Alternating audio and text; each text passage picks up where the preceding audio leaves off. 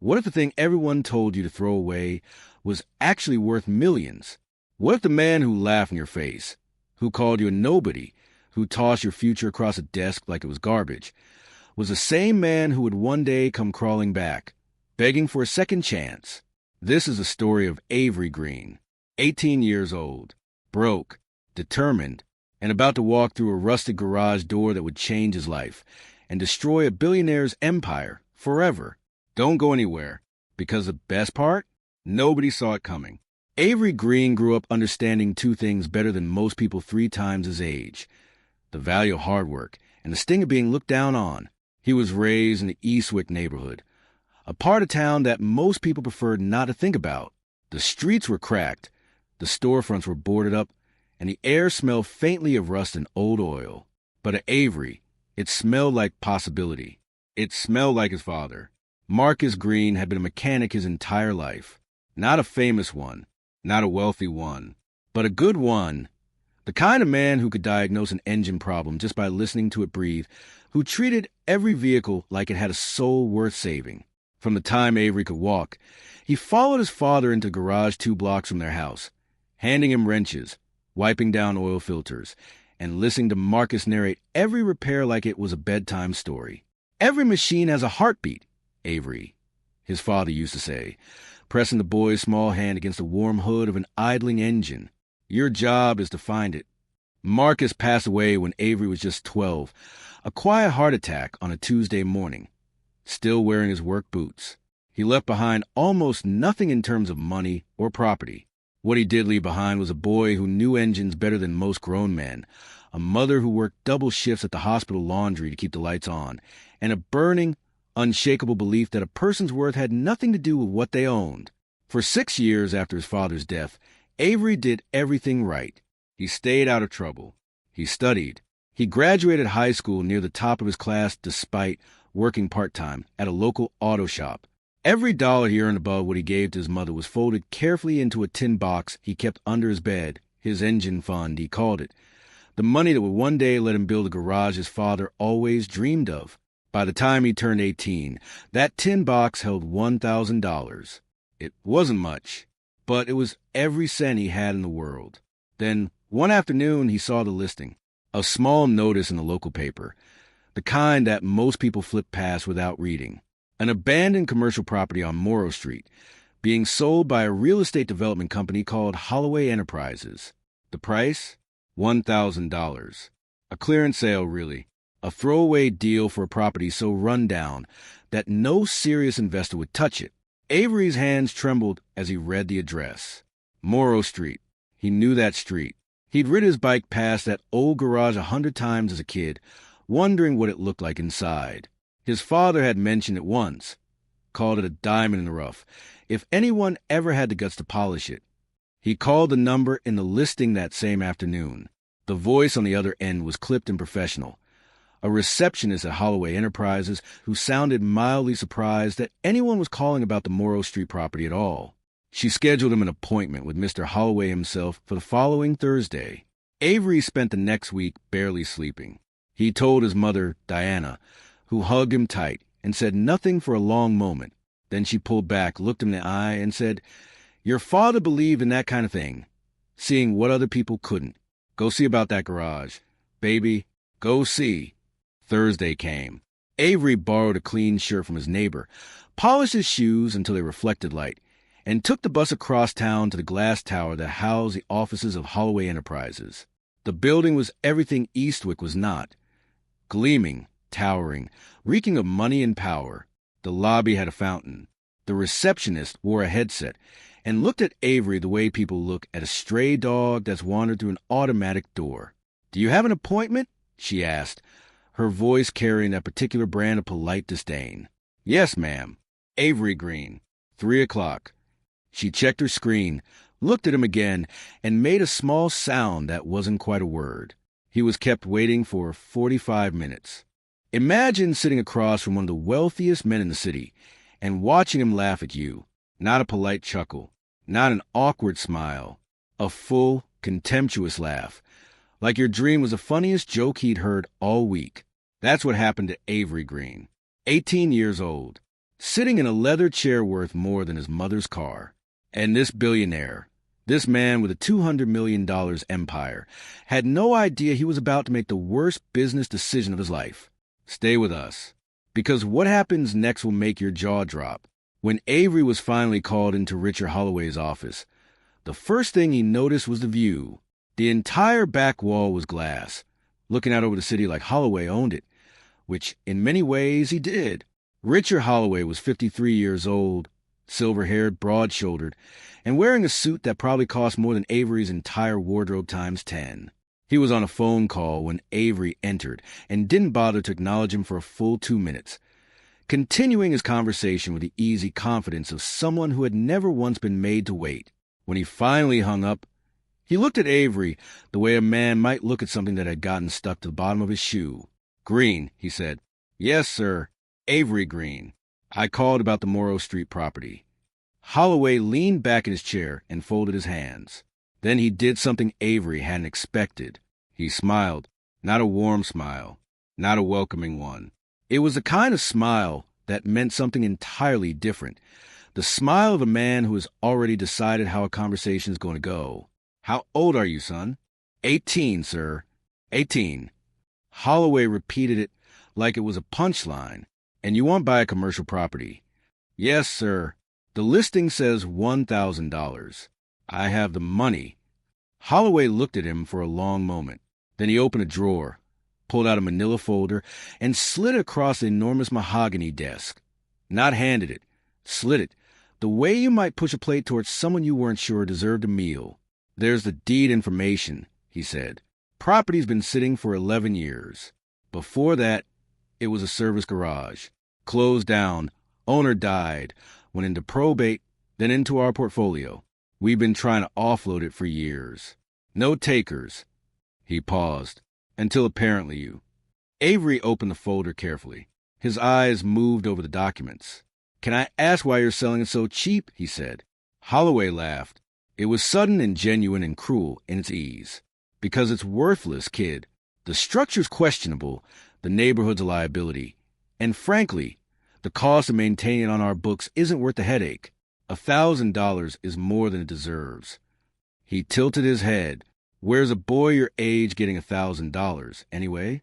"I saved it," Avery said simply. Another laugh, shorter this time, almost impressed, the way you might be briefly impressed by a dog that had learned to open a door. "Well," Holloway said, reaching for a pen, "I suppose $1,000 is $1,000. He signed the transfer documents with the quick, practiced strokes of someone who signed things all day.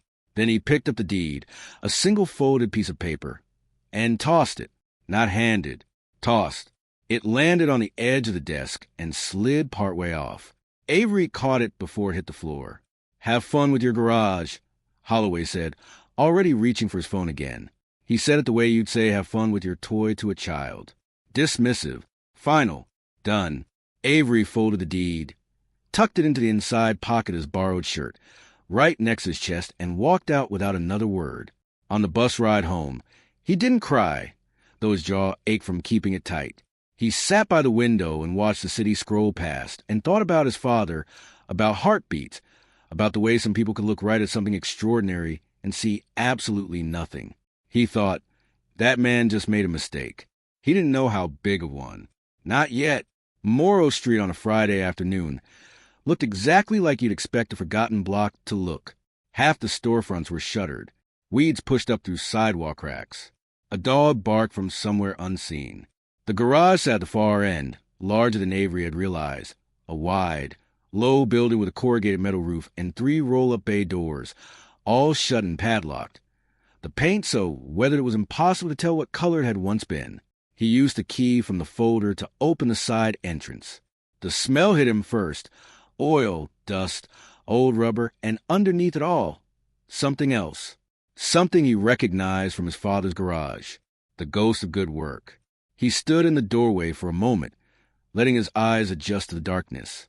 Then he found a breaker box, flipped the main switch, and the overhead fluorescence flickered, buzzed, and came to life. And Avery Green stopped breathing. He flipped on the lights in that forgotten garage, and what he saw made him stop breathing. Hidden beneath 11 years of dust and darkness were three machines. Not just any machines, legendary ones. The kind of vehicles that collectors dream about, that museums display behind velvet ropes, that people spend their entire lives searching for. And they were all sitting right there, abandoned and overlooked, in a garage a billionaire had just sold for $1,000. If you think you know where the story is going, you don't. Not yet, because what Avery does next is what separates ordinary people from extraordinary ones. There were three of them, covered in canvas tarps so thick with dust they looked like gray ghosts, hulking shapes in the far corner of the garage. Two were pulled against the back wall. One sat alone in the center bay, slightly angled, as if it had been parked in a hurry and never moved again. Avery walked forward slowly. His footsteps echoed on the concrete floor. He reached the nearest shape, grabbed a fistful of the canvas, and pulled. The tarp collapsed in a slow avalanche of dust. Underneath, it was a 1969 Chevrolet Camaro Z/28. Original paint, a deep, faded fathom green. All four tires flat. The interior dark with grime, but intact. Completely, impossibly intact. Avery's legs went numb. He moved to the second shape, pulled the tarp. A 1970 Plymouth Barracuda, Hemi, numbers matching, from what he could tell at a glance. The engine code stamped into the block, the trim tag still on the door. One of the rarest, most valuable muscle cars ever produced. This particular configuration, the 426 Hemi with the AR body, was the kind of thing that showed up maybe a handful of times a decade at major auctions. He stood there for 30 seconds, completely still, his heart hammering.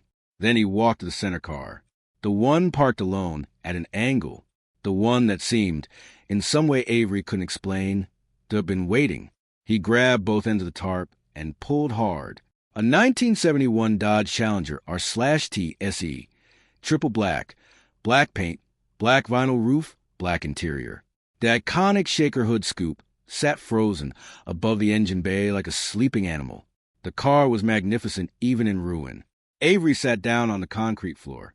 Just sat down, right there in the dust, and pressed both hands flat against the cold ground, because he needed something solid. He thought about his father. He thought about Marcus Green's hands, always stained with grease, always moving, always fixing. He thought about what his father used to say, that a machine didn't die just because it stopped running. It was only sleeping. These machines had been sleeping for 11 years, and nobody had come for them. Later, he would piece together the story. The garage had belonged to a man named Harold Fitch, a serious collector who had acquired the three cars in the late 1980s and early 1990s with the intention of restoring them. But life interrupted, as it does. Harold Fitch got sick. His family, unfamiliar with the value of what he collected, left the property to probate. It eventually went to auction, was absorbed by a small holding company, and then, somewhere in the shuffle of mergers and acquisitions, ended up as a footnote in Holloway Enterprises' portfolio, an asset so minor, so beneath notice, that nobody had ever bothered to open the garage doors. Nobody had thought to look. That was the miracle and the tragedy of it. Not that the cars were hidden, but that no one had considered them worth finding. Avery spent 3 hours in that garage on the first night, not touching anything, just looking. He opened the bay doors to let in fresh air and stood in the wide entrance as the sun went down over Morrow Street, watching the last light fall across those three sleeping giants. He called his best friend, Darius, that evening. Darius Webb was 20 years old, a communications major at the local community college, and the proud owner of a camera he took everywhere. More importantly, he was the only person in Avery's life who never made him feel like his dreams were too big. "I need you to see something," Avery said. "Like now?" Darius said. "Yeah, like now." Darius was there within the hour. He walked into the garage behind Avery, hands in his hoodie pockets, and stopped dead when Avery turned on the lights. "Bro," he said. "Just that. Bro." "I know," Avery said. "Those are... I know." Darius pulled out his camera. "Can I?" "Not yet," Avery said. "Not until I start working. I don't want to show them like this. I want to show them coming back to life." Darius nodded slowly, still staring. "This is going to be insane," He said quietly. "Yeah," said Avery. And for the first time since walking into Holloway's office, he smiled. The restoration of the 1969 Camaro Z/28 began the following Monday. Avery worked mornings and evenings, fitting his hours around a part-time job at a local auto parts supplier that he kept to cover his immediate bills. He approached the Camaro the way his father had taught him, methodically, respectfully, starting with full assessment before touching a single thing. He documented every component. He sourced parts through obscure suppliers, online forums, and 2 different junkyards 3 states away. He rebuilt the carburetor by hand. He relined the brakes. He stripped the paint down to bare metal with chemical remover and a heat gun, working section by section with the patience of someone who understood that this car deserved nothing less than his best. Darius came every few days with his camera.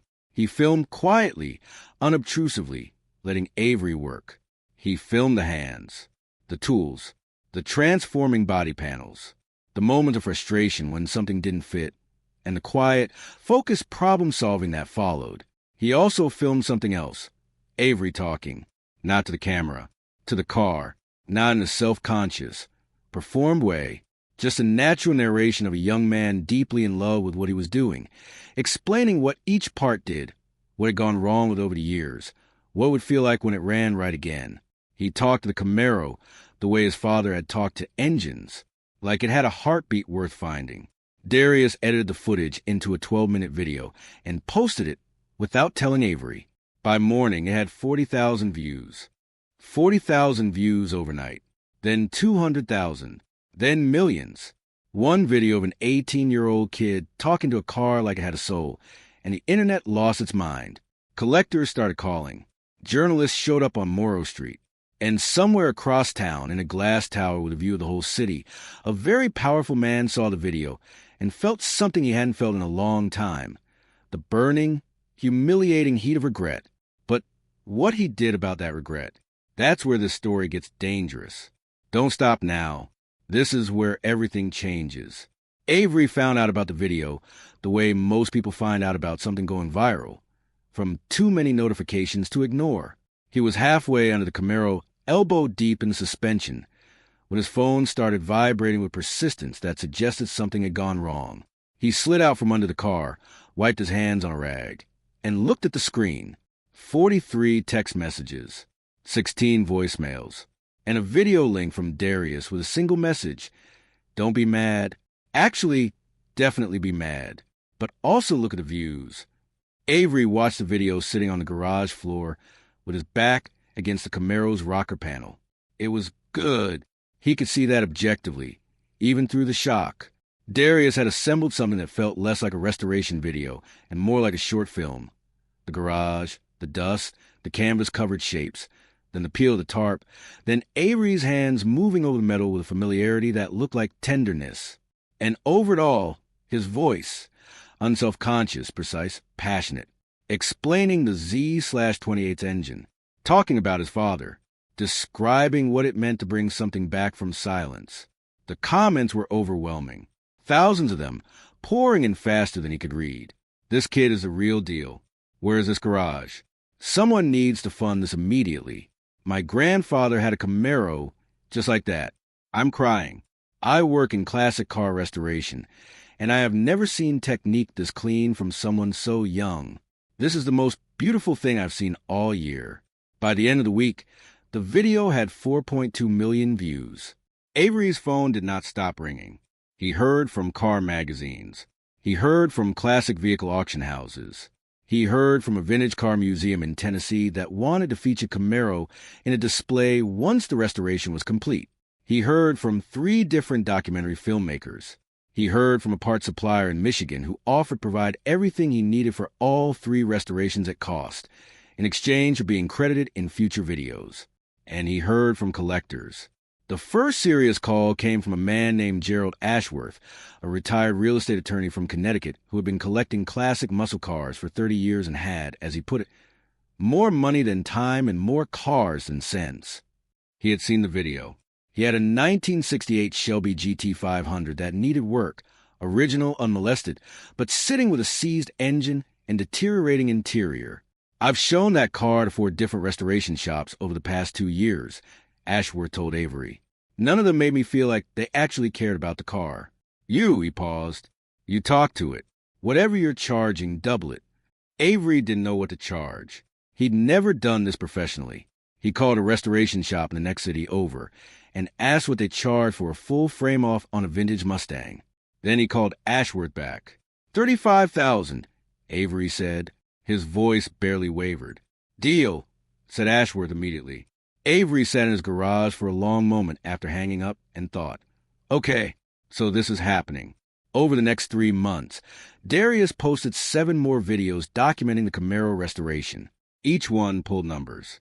Each one brought more attention. By the time the Camaro was complete, running perfectly, its Fathom green paint restored to a depth and richness that made it look like something from a dream.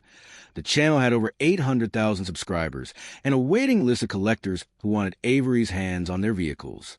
The Camaro, assessed by a specialist from the Barrett-Jackson auction house, was valued at $220,000. The Plymouth Cuda, $470,000. The Challenger R/T SE, $190,000. Combined value of the 3 cars Avery had found under dust in the garage purchased for $1,000, $880,000. And those were conservative estimates. The neighborhood around Morrow Street was changing, too, slowly, the way real things change, not in a single dramatic moment, but in accumulated small shifts.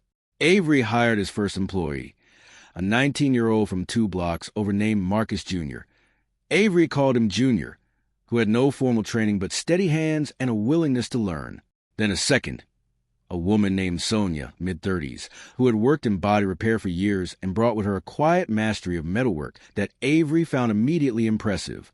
He expanded the garage hours. He cleaned up the exterior, hired someone to fix the roof, installed proper lighting in all 3 bays. He got a business license and an LLC, which cost him $200, and the help of a retired accountant named Mr. Beaumont who attended his mother's church. Green Restoration, LLC. The sign wasn't fancy. He made it himself, black letters on white, mounted above the main bay door. But it was real. It was his.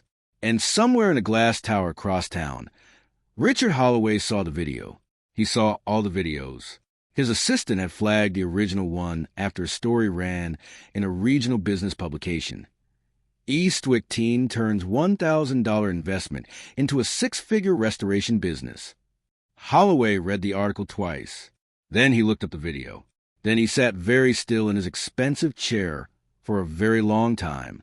The garage he had tossed across a desk for $1,000 was now home to nearly $1 million worth of classic vehicles, a growing business, and a kid who was becoming genuinely famous.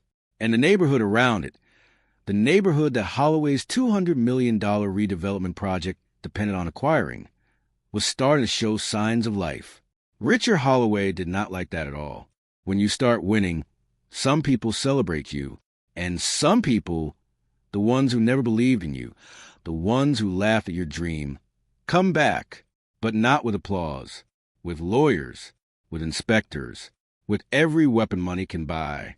Avery Green was just starting to breathe, just starting to see what his future could look like, when Richard Holloway decided that an 18-year-old mechanic from Eastwick couldn't be allowed to win.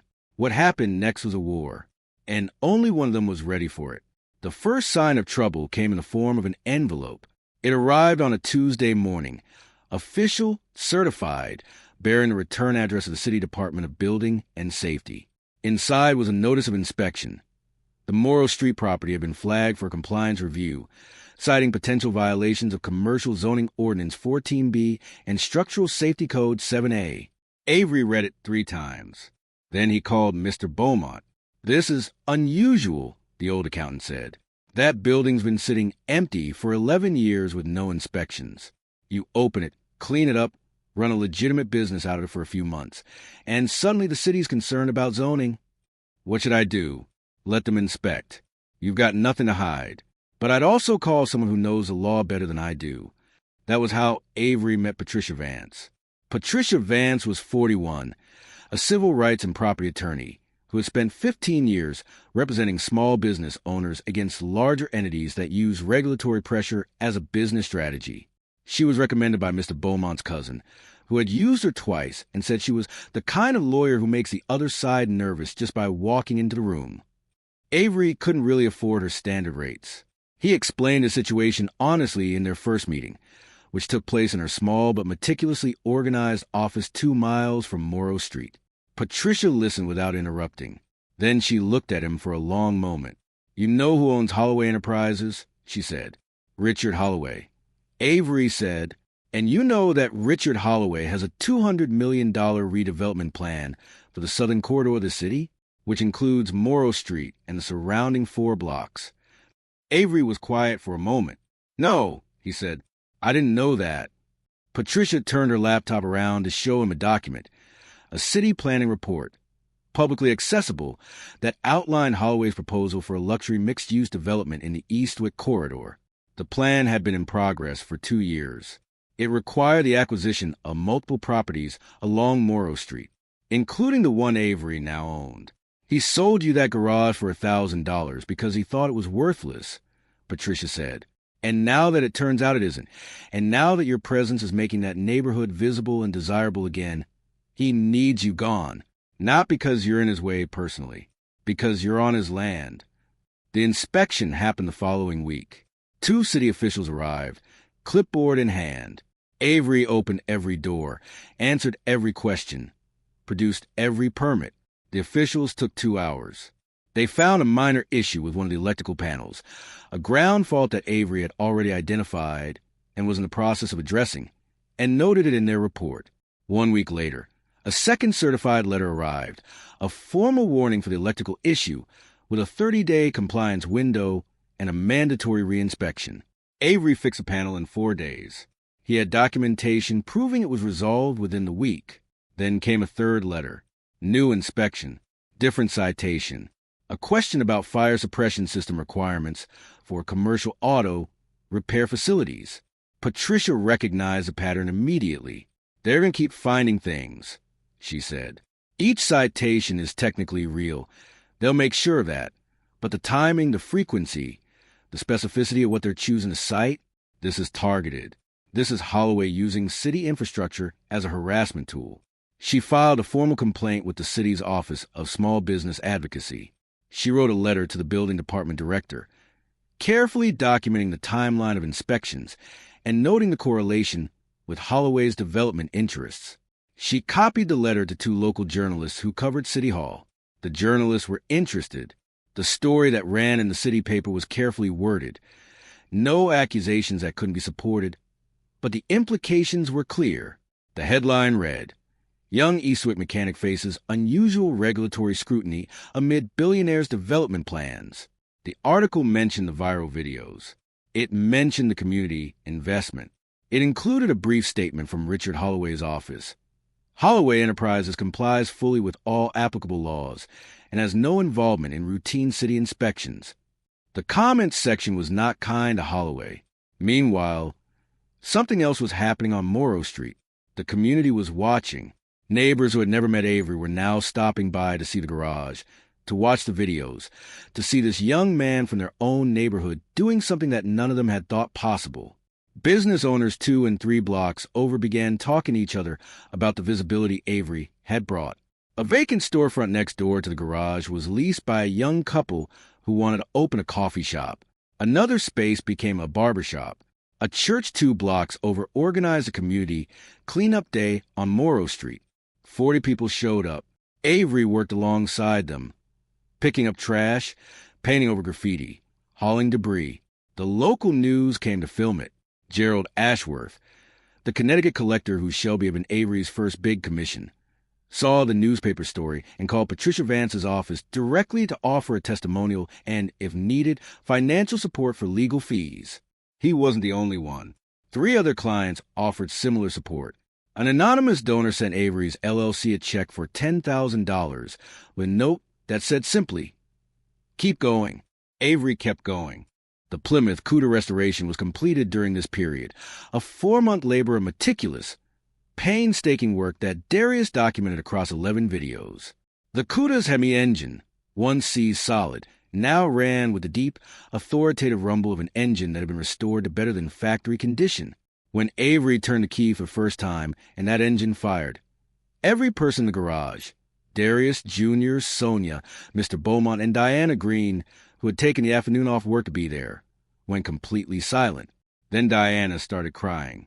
"Your father," she said. That was all. That was enough. The video of that moment, the key turning, the engine catching, Diana's hand over her mouth, became the most watched thing Avery had ever posted. 12 million views in 4 days. 140,000 comments. Major media picked it up. It was shared by celebrities, by car enthusiasts, by people who had never watched a restoration video in their lives and couldn't explain exactly why they were crying. But they were. The harassment didn't stop. But it slowed. The city's Office of Small Business Advocacy had opened a formal inquiry. Patricia had built a strong paper trail, and the public attention made brazen action expensive for Holloway in ways that money alone couldn't fix. Still, Avery knew this wasn't over. He could feel it, the way you feel a storm that hasn't arrived yet. Holloway had too much invested in that corridor, too much money on the line, to simply let it go. He was right. This is a part of the story where everything breaks wide open, where a $200 million empire starts to crack. With a man who laughed at Avery Green, who tossed his dreams across a desk like loose change, comes back, not with lawyers this time, not with inspectors, but with an offer, a big one, millions of dollars. And what Avery does with that offer will tell you everything you need to know about who he is and what the story was really about all along. Don't move. We're almost at the end. And the end is the best part.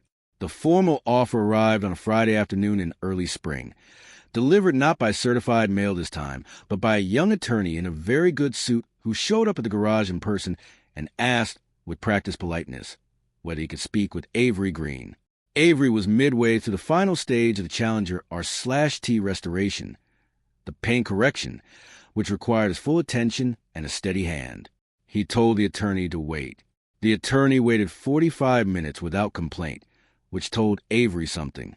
When Avery finally came out, wiping his hands on a clean cloth, the attorney introduced himself as a representative of Holloway Enterprises. "Mr. Holloway has authorized me to present a purchase offer for the Morrow Street property," the attorney said, and slid a folder across the workbench. Avery opened it. The number inside was $3.2 million. He looked at the figure for a long time. Then he closed the folder and handed it back. "I'd like to speak with Mr. Holloway directly," Avery said. The meeting happened 3 days later. Same glass tower, same lobby fountain, same receptionist who looked at him differently now. Recognition instead of disdain, which he found almost more uncomfortable. This time, Avery was shown in immediately. Richard Holloway looked older than Avery remembered, or perhaps just less certain. The easy confidence was still there in the set of his shoulders, the practiced authority in his voice, but something underneath it had shifted. The man sitting across from Avery now was a man who had made a calculation that hadn't worked out and knew it. "You've built something real," Holloway said, and to his credit, it didn't sound entirely insincere. "I underestimated you. I'm willing to acknowledge that. You tossed my future across a desk," Avery said quietly. "You called the property worthless because you thought I was worthless." Holloway's jaw tightened. "The offer stands at $3.2 million. That's a significant. Your project needs my land," Avery said. "Without Morrow Street, your southern corridor development doesn't have the contiguous footprint the investors require. I've had people who understand these things explain it to me." He paused. "I also know that 3 of your major funding partners have already reduced their commitments based on the public attention this has gotten. And I know that the city's small business inquiry is still open." Holloway was quiet. "What do you want?" he said finally. "To stay," Avery said, "and to build something bigger than what I have now." What happened over the following months was, depending on who you asked, either a stunning reversal of fortune or simply the inevitable result of a young man refusing to be moved by someone who'd never believed in him. Holloway's $200 million development project collapsed. The funding shortfall caused by the controversy, combined with 2 investors who quietly withdrew citing reputational concerns, left the plan unable to close its financing round. The city eventually redirected the project to a different corridor. Holloway Enterprises absorbed a significant loss, Not catastrophic, but substantial and deeply public. The business press covered it.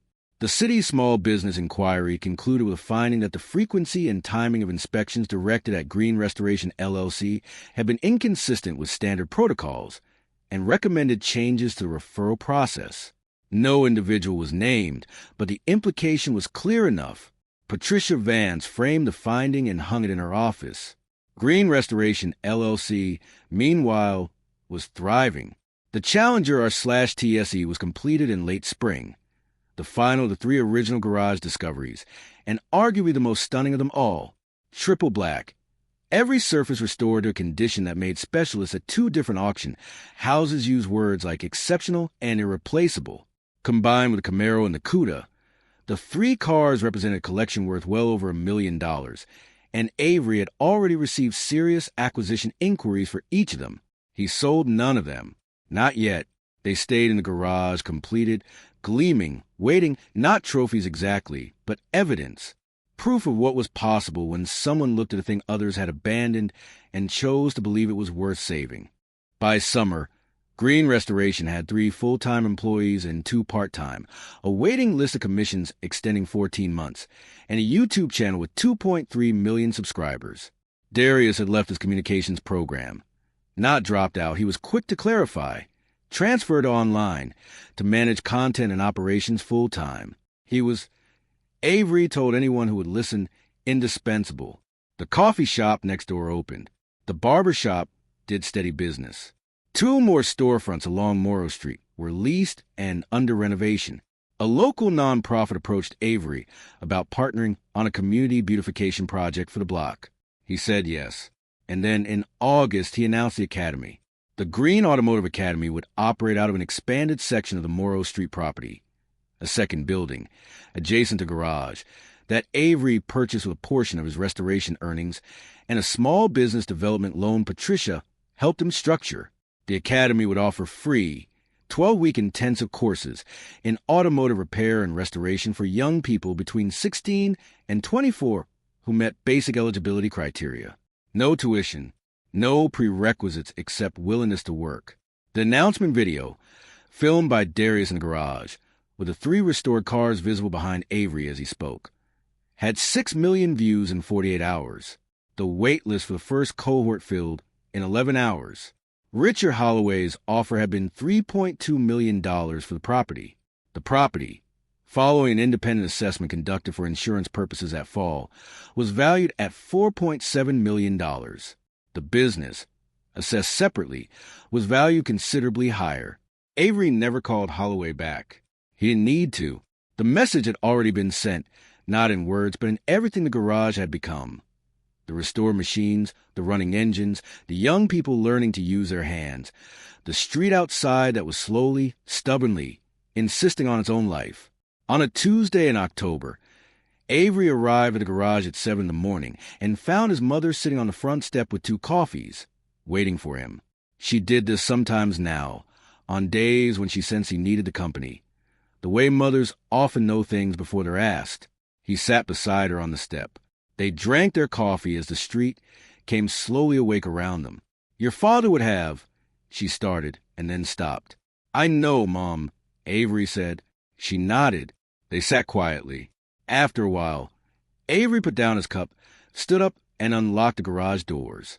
The smell came out to meet him, oil and metal, and the particular scent of good work done and good work waiting. He flipped on the overhead lights. The 3 cars sat in their bays, gleaming.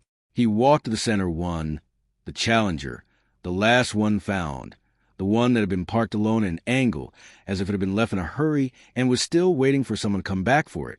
He pressed his palm flat against the hood. It was cool from the overnight chill. He thought about heartbeats. "Got you," he said quietly. And then he got to work.